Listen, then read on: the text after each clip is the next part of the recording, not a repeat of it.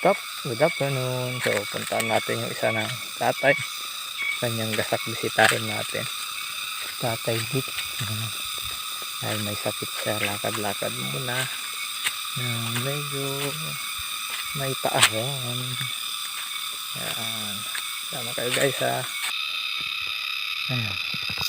Naririnig niya yan. Yung tumutunog niyan. Yung tawag dito eh.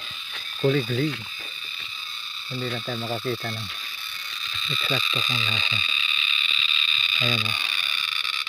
Ayan guys o. Hop. Lumipad na. Hindi natin na i-zoom. Ayan.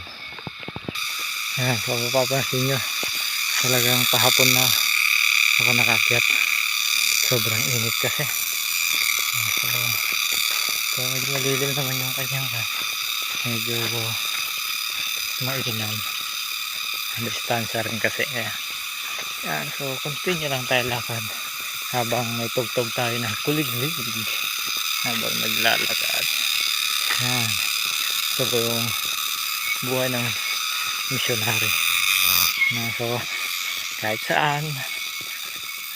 So kung tingin natin isipin natin sa kalibliban at lugar na ito meron pa rin palang kaluluwa na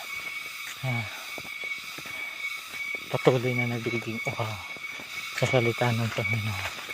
So ngayon may sakit si tatay, hindi natin siya nabisita nung nakaraan.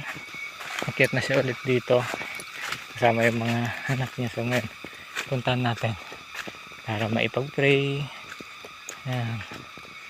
at makita at makumusta siya ng personal. Yan, lapit na ako guys. Tutok lang. So dito na tayo. Ito yung bubungad sa inyo. Sagasok si tatay dito.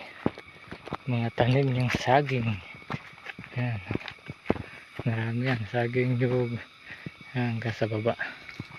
Yan, so kamustahin natin si tatay. Yan o. Tao po. Yan namin tatay. Tay! Gandang hapon! Hapunan na ninyo yan?